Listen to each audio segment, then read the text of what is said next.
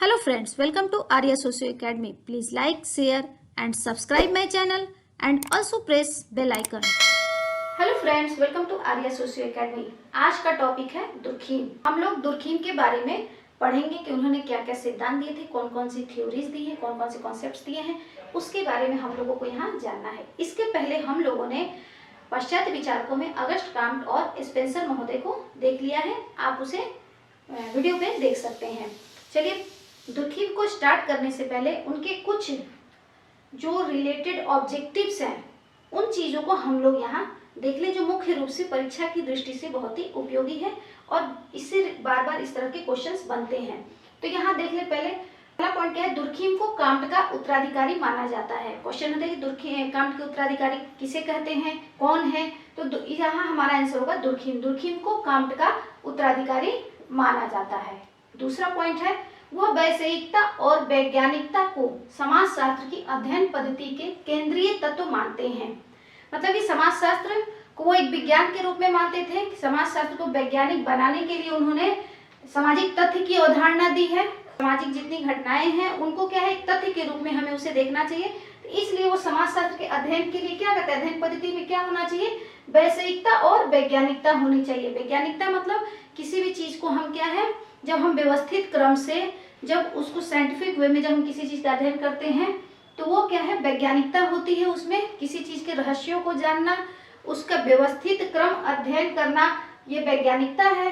तो इसी तरह से वो क्या कहते हैं कि समाजशास्त्र के अंतर्गत हम किसी भी चीज को ऑब्जेक्टिविटी के साथ और साइंटिफिक मेथड से हमें उसका अध्ययन करना है। तीसरा है, बोर्डिक्स विश्वविद्यालय फ्रांस है।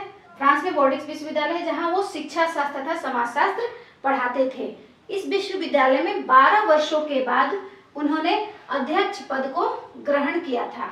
12 वर्षों बाद, जो समाजशास्त्र विषय का पहला प्रोफेसर पद था।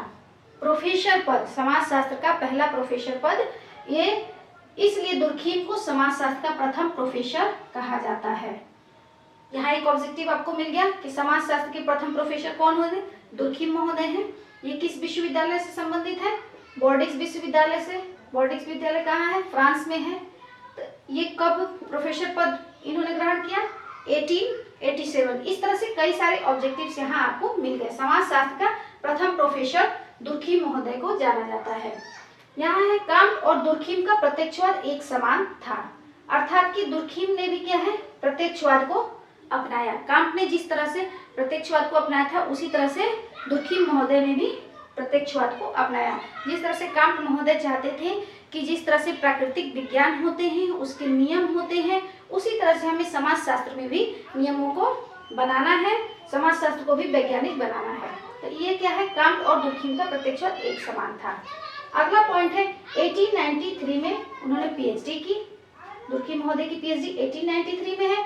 उनकी बुक थी the division of labour in society. इनकी ये पहली बुक थी जिससे इन्होंने पीएचडी की है। बुक का नेम है the division of labour in society, जिसके बारे में आज हम लोग पढ़ेंगे। इस बुक में उन्होंने क्या कहा है, क्या बताया है, समाज शास्त्र के लिए उनकी क्या देन है, इस चीज को हम लोग यहाँ जानेंगे। दुर्खीम तुलनात्मक विधि को अप्रत्यक्ष रूप से विज्ञान की प्रयोगात्मक विधि मानते हैं। तो यहाँ तुलनात्मक विधि की बात होती है। दुर्खीम का जब भी नाम आता है, अगर दुर्खीम से रिलेटेड क्वेश्चंस आते हैं कि वो समाजशास्त्र में अध्ययन पद्धति के रूप में किस पद्धति को अपनाते हैं या किस पद्धति को मुख्य मानते हैं, तो इसमें आपको ऑप्शन इसका है, इसका सही आंसर होगा तुलनात्मक विधि। दुर्खीम तुलनात्मक विधि को अप्रत्यक्ष रूप से विज्ञान का प्रयोगात्मक विधि मानते हैं। नेक्स्ट है, समाज एक यथार्थपरक वास्तविकता है। वो कहते हैं कि समाज क्या है, एक वास्तविक है या सुई जनरिस है। तो इस तरह से यहाँ हम लोगों ने दुर्खीम से रिलेटेड ऑब्जेक्टिव्स को देखा। अब आगे हम लोग श्रम विभाजन की बात करेंगे कि दुर्खीम महोदय ने मुख्य रूप से 4 सिद्धांत दिए थे। 4 चीजों के बारे में उन्होंने चर्चा की थी। सबसे पहला है श्रम विभाजन, जिसकी आज हम लोग यहाँ बात करेंगे।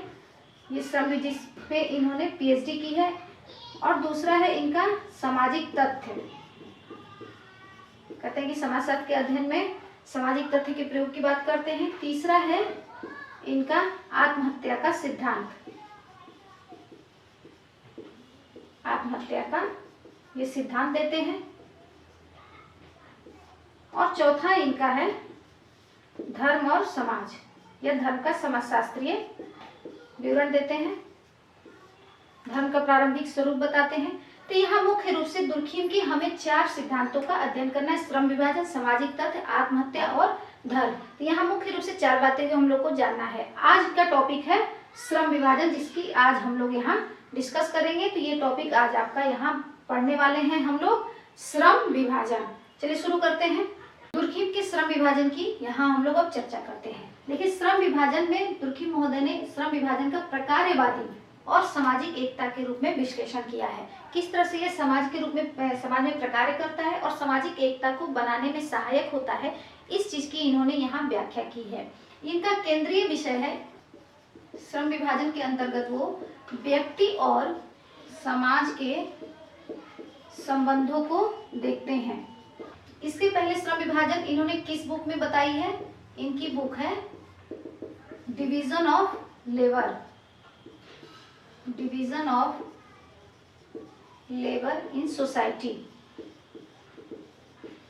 ये बुक है 1893 में, इनकी ये बुक आई है 1893 में, division of labour in society, जिसमें वो श्रम विभाजन की बात करते हैं और ये श्रम विभाजन को प्रकार्यवादी और सामाजिक एकता के रूप में इसका विश्लेषण करते हैं, जो व्यक्ति और समाज के बीच संबंधों को स्पष्ट करता है या उसको इस श्रम विभाजन के माध्यम से इसके संबंधों को देखते हैं। यहाँ तो हम लोगों ने कुछ मूल बातों को देख लिया। अब आगे देखिए दुर्खिम महोदय इस बुक के माध्यम से क्या बताते हैं। वो पहले इनकी बात आती है, एक प्रकार्य की बात करते हैं।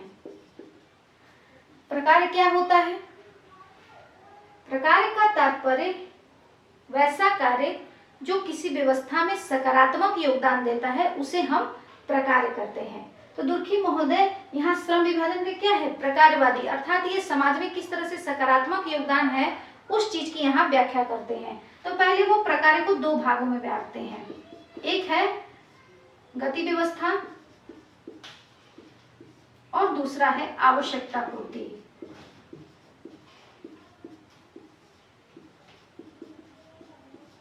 आवश्यकता पूर्ति में योगदान।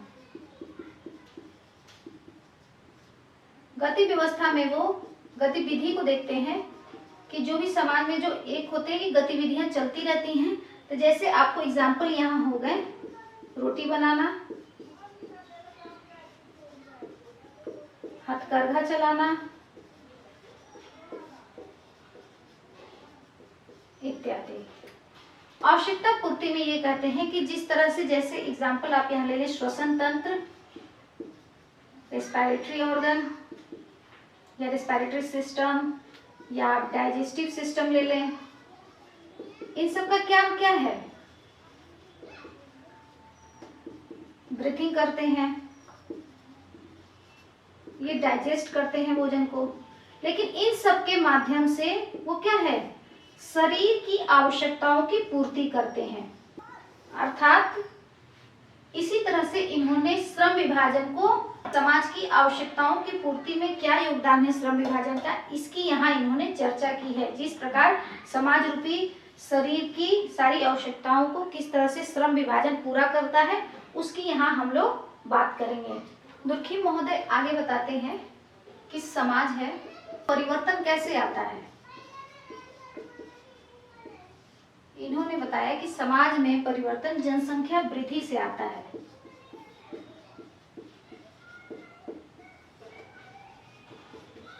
जनसंख्या वृद्धि से, जनसंख्या वृद्धि से क्या होता है?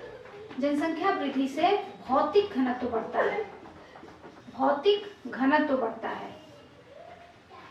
भौतिक घनत्व मतलब जितने लोग होंगे उतना उनकी डेंसिटी बढ़ेगी, तो भौतिक घनत्व बढ़ता है। और भौतिक घनत्व बढ़ता है तो क्या होगा? नए समूहों का निर्माण होगा। नए समूहों का निर्माण होगा। अब नए समूहों के निर्माण से क्या होता है? नैतिक घनत्व भी बढ़ता है। नैतिक घनत्व भी बढ़ता है। जब लोग ज्यादा हो गए तो उनमें नए नए समूह हो गए, नए नए ग्रुप्स बन गए, और उसके आधार पे क्या होता है? नैतिक घनत्व भी बढ़ता है। नैतिक घनत्व मतलब क्या होता है? नैतिक आवश्यकता।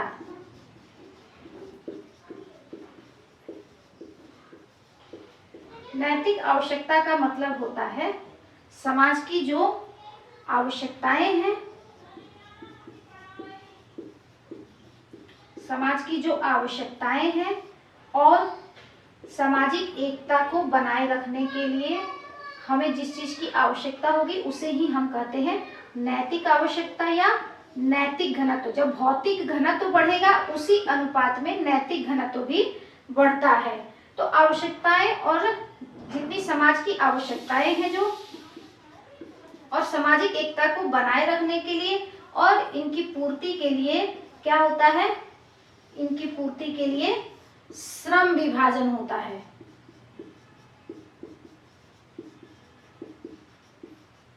इनकी पूर्ति के लिए क्या होता है, श्रम विभाजन होता है। जब समाज में जनसंख्या बढ़ेगी, लोग बढ़ेंगे तो उनकी आवश्यकताएं भी बढ़ेंगी। समाज को एकता में बांधने के लिए इस चीज सभी चीजों की पूर्ति के लिए क्या होता है, समाज में श्रम विभाजन होता है। जैसे अगर समझें कि अगर ये मान लीजिए दिल्ली शहर था पहले, अगर ये दिल्ली है, पहले कितना छोटा था, आज से 50 साल पहले, 100 साल पहले। आज इसकी क्या है, जनसंख्या वृद्धि होती गई, यहाँ पे यहाँ लोगों के ग्रुप्स बढ़ते गए और यहाँ क्या है, जनसंख्या वृद्धि हो गई। जब जनसंख्या बढ़ेगी तो लोगों की आवश्यकताएं भी बढ़ेंगी, भौतिक घनत्व बढ़ेगा तो क्या होगा, नैतिक घनत्व भी बढ़ेगा और इसके लिए क्या होगा, श्रम विभाजन होगा, कार्यों का बंटवारा होगा, लोगों की आवश्यकताओं की पूर्ति के लिए श्रम विभाजन और विशेषीकरण होगा। तो इस तरह से इन्होंने समाज के परिवर्तन में श्रम विभाजन के योगदान को बताया। आगे ये यहाँ सामाजिक एकता की बात करते हैं। सामाजिक एकता की चर्चा करते हैं। सामाजिक एकता क्या है, समाज के जो लोग हैं, समाज के लोग, उनके विचार और व्यवहार, समाज के लोगों के बीच उनके व्यवहार और विचारों में जब समानता होती है तो इसके माध्यम से सामाजिक एकता प्रदर्शित होती है, सामाजिक एकता दिखती है, पता चलता है। तो विचारों और व्यवहारों में जब समानता आती है तो इससे सामाजिक एकता प्रदर्शित होती है। अब इन्होंने बताया है कि इसकी स्थिति और स्वरूप में कैसे परिवर्तन आता है। स्थिति और स्वरूप में परिवर्तन, आखिर ये बोलते हैं कि जब जो समाज में जो एकता है, जिस आधार पे समाज टिका हुआ है, जिस आधार पे समाज चल रहा है, जिसे हम सामाजिक एकता कहते हैं, जो लोगों के विचारों और व्यवहारों में समानता लाता है, तो उसकी स्थिति और उसके स्वरूप में कैसे परिवर्तन होता है। तो यहाँ इनका जवाब होता है कि जनसंख्या वृद्धि, जनसंख्या वृद्धि और श्रम विभाजन, श्रम विभाजन की स्थिति और स्वरूप में परिवर्तन से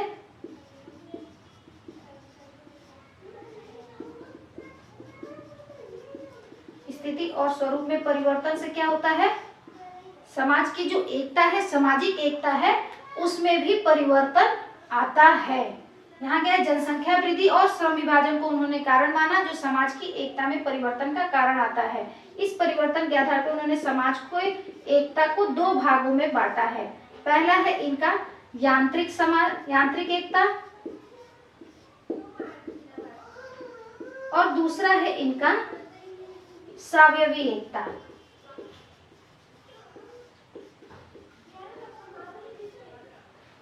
पहला क्या है इनका, यांत्रिक एकता और दूसरा सावयवी एकता। अब यहाँ हम लोगों ने देखा कि श्रम विभाजन को उन्होंने किस तरह से जनसंख्या वृद्धि से रिलेट किया है कि समाज में परिवर्तन होता है तो जनसंख्या वृद्धि के कारण होता है, जनसंख्या वृद्धि होगी तो भौतिक घनत्व बढ़ेगा, भौतिक घनत्व बढ़ेगा तो नैतिक घनत्व में वृद्धि होगी और जब नैतिक घनत्व में वृद्धि होगी तो उसके आवश्यकताओं की पूर्ति के लिए क्या है, श्रम विभाजन अनिवार्य हो जाता है, श्रम विभाजन होता है। तो इस तरह से और जैसे जैसे समाज में परिवर्तन होता है उस तरह से उसकी सामाजिक एकता में भी परिवर्तन आता है, जिसे उन्होंने एक यांत्रिक एकता और सावयवी एकता की बात की है। अब इनको समाज के ऊपर ये कैसे लागू करते हैं इसको हम लोग देखते हैं। अब इन सारे अध्ययनों का अब मिला के यहाँ हम लोग देखिए कि समाज शास्त्र में दुर्खी महोदय ने श्रम विभाजन को किस तरह से स्पष्ट किया है। ये समाज की बात करते हैं। समाज क्या है? समाज में दो तरह के समाज होते हैं। इन्होंने समाज को दो रूप में बांटा है, अविभेदीकृत समाज और विभेदीकृत समाज। ठीक है, तो मतलब कि यहाँ विभेद नहीं है, अंतर नहीं है, और यहाँ विभेद है, अंतर है। दो तरह के समाज हो गए। ये बताते हैं कि समाज के विकास में किस तरह से श्रम विभाजन का योगदान है। अविभेदीकृत में ये बोलते हैं कि पहले क्या था? यांत्रिक समाज था। पहले हमारा समाज कैसा था? यांत्रिक समाज था। जैसे हमारे जितने आदिम समाज हो गए, सरल समाज हो गए, प्राचीन समाज हो गए, उन सभी समाजों को ये क्या कहते हैं? यहाँ पे यांत्रिक समाज उसका नाम देते हैं। दुर्खी महोदय, जिसमें आपको हो गए सरल समाज, प्राचीन समाज, आदिम समाज इत्यादि, इन समाजों को ये यांत्रिक समाज कहते हैं। यांत्रिक समाज में क्या था? पहले लोग सीमित थे, जनसंख्या कम थी, उनकी छोटे छोटे ग्रुप्स थे, तो उनमें उनकी आवश्यकताएं भी सीमित थी। उनकी सारी आवश्यकताएं उनके अपने समूह से उनकी पूरी हो जाती थी। मगर यहाँ क्या है, जब उनकी आवश्यकताएं पूरी हो जाती थी, उनके छोटे छोटे जो ग्रुप्स थे, तो यहाँ यांत्रिक एकता पाई जाती थी। यांत्रिक एकता। अभी हम लोगों ने सामाजिक एकता का रूप देखा, यांत्रिक एकता। यांत्रिक एकता में क्या होता है? यहाँ धर्म का, परंपरा का, प्रथाओं का इत्यादि जो चीज है उस पे समाज का जो असर है वह व्यक्ति पर बहुत ज्यादा पड़ता है। इसलिए यहाँ इसे यांत्रिक एकता कहते हैं, क्योंकि ये जो प्रथाएं हैं, चाहे धर्म है, लोगों के जो विचार थे वो क्या है? समाज से बहुत ज्यादा प्रभावित थे। जैसा समाज कहता था वैसा लोग आंख मूंद कर वैसा ही काम करते थे, वैसा ही लोग रहते थे। जैसे किसी तरह से, जैसे मशीन होती है, उनका अपना विचार काम नहीं करता था, वो एक मशीन की भांति उनमें एकता पाई जाती थी। सभी एक दूसरे से, जो समाज में उनका व्यक्तित्व है, व्यक्ति का जो व्यक्तित्व है वो समाज के व्यक्तित्व में घुल जाता था। वो धर्म, परंपराओं इत्यादि को आंख मूंद कर मानते थे, इसलिए उनमें यांत्रिक एकता पाई जाती थी। जैसे अगर एग्जाम्पल यहाँ ले लें हम, जैसे पहले देखिए कृषि समाज था। पहले के कृषि समाज की बात कर रही हूँ, तो क्या है? पूर्ण रूप से जिस ग्रुप में कृषि होती थी उस ग्रुप के सभी लोग कृषि का कार्य करते थे। अगर पशुपालन कोई करता है, उस समूह के सारे लोग पशुपालन करेंगे। जो एक काम करेगा, जो समाज करेगा, वैसा ही सारे लोग करते थे। अगर एग्जाम्पल घर के अगर डिजाइन ले लें, घर का अगर डिजाइन ले लें, तो काठमांडू शहर की अगर बात करें तो पहले कुछ 50-100 वर्षों बाद पहले की बात करेंगे तो वहाँ क्या है? पहले घर का मॉडल क्या था? सारे घर वहाँ काठ के बने होते थे। किसी ने एक ने बनाया, समाज ने एक ने शुरू की, तो सारे लोग वैसा ही करते थे। मतलब कि उनमें जो यांत्रिक एकता, मशीन की भांति वो लोग एक जैसे रहते थे, उनमें यांत्रिक एकता पाई जाती थी। अब यांत्रिक एकता के आधार पे वहाँ क्या है? सामूहिक चेतना पाई जाती थी।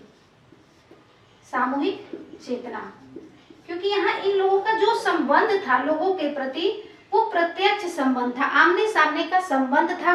तो इस कारण क्या है? यहाँ यांत्रिक एकता है। यांत्रिक एकता से इनमें सामूहिक चेतना पाई जाती है। अगर किसी को कोई आपत्ति विपत्ति पड़ जाए तो तुरंत सारे लोग वहाँ इकट्ठे हो जाते थे। समूह के सारी अपनी जो एकता का प्रदर्शन है, उनमें जो चेतना की भावना है, वो सब एक जैसी होती थी। इनके जो संवेग है, विश्वास है, वो सभी एक जैसे होते थे। इनके विश्वास और संवेग वो सभी एक जैसे होते थे। तो इनमें सामूहिक चेतना पाई जाती है। सामूहिक चेतना का प्रदर्शन या उसको बनाए रखने के लिए ऐसे समाजों में दमनकारी कानून पाया जाता था।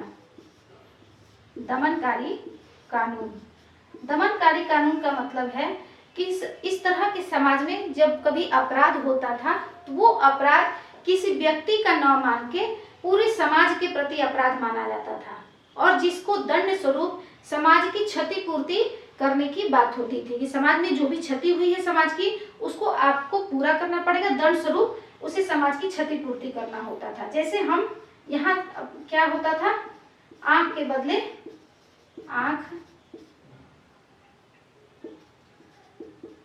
मतलब जो जैसा अपराध करेगा वैसे ही उसी प्रकार का उसको दंड मिलता था।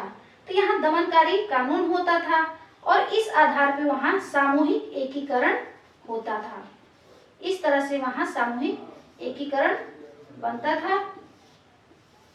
तो यांत्रिक समाज में हम लोगों ने क्या देखा, अविभेदीकृत समाज था, विभेद नहीं था, सभी लोग एक जैसे थे, यंत्रवत थे, मशीन की भांति थे। ये समाज कैसा था, सरल प्राचीन आदिम समाज जो थे उन्हें ही हम यांत्रिक समाज कहते हैं। यांत्रिक समाज में यांत्रिक एकता पाई जाती थी, मतलब कि यहाँ जितने जो धर्म विचार हैं, प्रथाएं हैं, परंपराएं हैं, उन सभी पर लोग आंख मूंद कर विश्वास करते थे। लोगों के अपने विचार नहीं होते थे, उनका व्यक्तित्व समाज के व्यक्तित्व में घुल जाता था। उसके आधार पर वहाँ सामूहिक चेतना पाई जाती थी। यांत्रिक समाज में सामूहिक चेतना पाई जाती थी। सामूहिक चेतना मतलब जो उनके विश्वास थे, जो उनके विचार थे, संवेग थे, वो क्या है, सब एक दूसरे से जुड़े हुए, तो वहाँ प्रत्यक्ष संबंध था। तो उस सामूहिक चेतना को बनाए रखने के लिए दमनकारी कानून की व्यवस्था थी। जैसे आंख के बदले आंख लेना, किसी की अगर कोई हत्या कर देता है तो उसको भी हत्या के मृत्युदंड मिलता था। इस आधार पे समाज में एकीकरण होता था, सामूहिक एकीकरण होता था। तो ये हम लोगों ने एक देख लिया अविभेदीकृत समाज। अब यहाँ हम लोग बात करते हैं विभेदीकृत समाज की। ये बताते हैं कि यांत्रिक समाज में क्या हुआ, जब जनसंख्या वृद्धि हुई। अभी हम लोगों ने सब चीज इस चीज को देख लिया है, बस इसको एक सिस्टमेटिक वे से हम लोग देख रहे हैं। जब जनसंख्या वृद्धि हुई तो ये क्या है, ये समाज स्वावयवी समाज में परिवर्तित हो गया। स्वावयवी समाज में क्या होता है, स्वावयवी, सावयव जो ये शब्द है वो कहीं भी है तो इसे समझिए शरीर के रूप में समाज को देखना। तो यहाँ स्वावयवी समाज हो गया। स्वावयवी समाज में क्या है, यहाँ भौतिक घनत्व ज्यादा है, भौतिक घनत्व ज्यादा होता है। जब भौतिक घनत्व ज्यादा होगा, लोगों की जनसंख्या बढ़ेगी तो उनके नए नए समूह भी निर्माण होंगे और नए नए समूहों के आधार पर उनमें क्या है, नैतिक घनत्व भी बढ़ता है, नैतिक घनत्व भी ज्यादा होता है। नैतिक घनत्व ज्यादा होगा तो अर्थात उनकी जो आवश्यकताएं हैं, जो उनके समाज की जो एकता है उसमें भी वृद्धि होगी। लोगों के बीच अंतर संबंध ज्यादा होंगे, लोगों के बीच क्रियाएं अधिक होंगी, जिससे उनमें नैतिक घनत्व की वृद्धि होती है। तो नैतिक घनत्व की वृद्धि के लिए यहाँ क्या है, श्रम विभाजन और विशेषीकरण हुआ।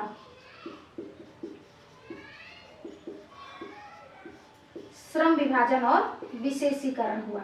लोगों के काम बांट दिए गए, लोगों में सहयोग सामंजस्य स्थापित करने के लिए श्रम विभाजन और विशेषीकरण हुआ।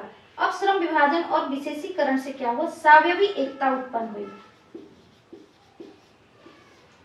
स्वावयवी एकता, स्वावयवी एकता मतलब जिस तरह से शरीर के जो डिफरेंट पार्ट्स होते हैं वो सभी अपना अपना काम करते हैं और एक दूसरे से संबंधित होते हैं, अंतर संबंधित होते हैं, अंतर निर्भरता होती है इनके बीच, ये एक दूसरे पे डिपेंड होते हैं, ये सब अपना प्रकार्य करते हैं, योगदान देते हैं, जिससे शरीर रूपी संरचना या शरीर रूपी व्यवस्था चलती है। तो इस तरह से इनके बीच जिस तरह का योगदान होता है उसे ही हम स्वावयवी एकता कहते हैं, कि एक सब मिलकर अपना प्रकार करते हैं और सब मिलकर एक साथ कार्य करते हैं, तो इसे ही हम स्वावयवी एकता कहते हैं। उसी तरह से हमारे समाज में भी अब क्या है, स्वावयवी एकता है। जैसे कि अब जब पहले था कोई समूह एक तरह का कार्य करता था, अगर वो कृषि करता है तो कृषि करेगा, पशुपालक है तो पशुपालक होगा।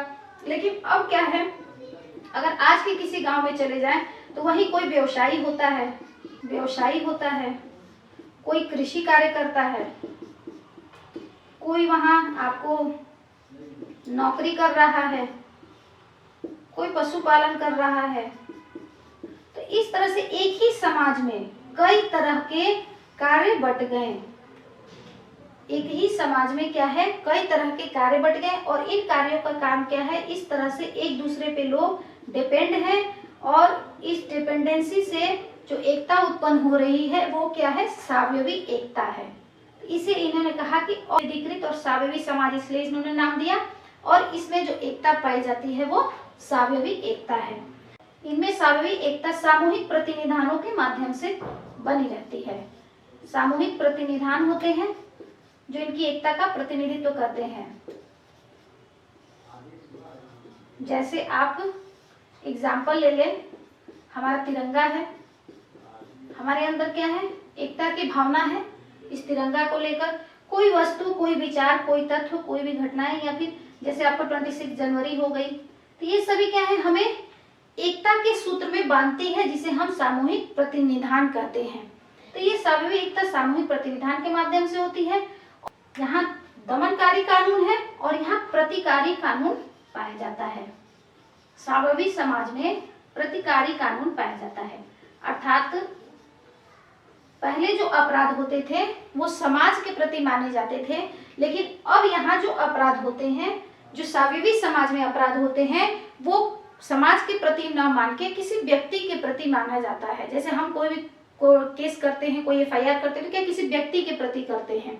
तो पहले समाज में क्या था कि पूरे समाज के प्रति उसे उत्तरदायी होना पड़ता था, लेकिन अब क्या है, यहाँ व्यक्ति के प्रति अपराध करता है तो व्यक्ति के प्रति अपराध माना जाता है, पूरे समाज के प्रति नहीं। और यहाँ जो कानून व्यवस्था है, तो ये क्या है, अब व्यक्ति को फिर से सुधारने के लिए एक मौका दिया जाता है, तो यहाँ उसे सुधरने का मौका मिलता है, इसलिए इस तरह के कानून को उन्होंने प्रतिकारी कानून कहा है।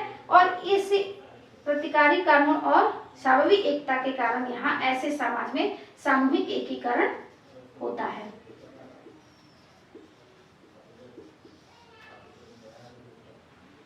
आई थिंक आप लोग समझ गए होंगे कि दुर्खिम महोदय श्रम विभाजन के माध्यम से क्या बताना चाह रहे थे। वो बता रहे थे कि समाज में किस तरह से समाज में परिवर्तन आता है और श्रम विभाजन का क्या योगदान है, और कैसे समूह में एकता बनी रहती है और किस तरह की एकता होती है, किस तरह से उसमें परिवर्तन आता है, जनसंख्या वृद्धि का क्या प्रभाव पड़ता है, इस चीज को इन्होंने श्रम विभाजन में बताया है। आई थिंक दुर्खिम का श्रम विभाजन आप लोगों को एकदम क्लियर हो गया होगा।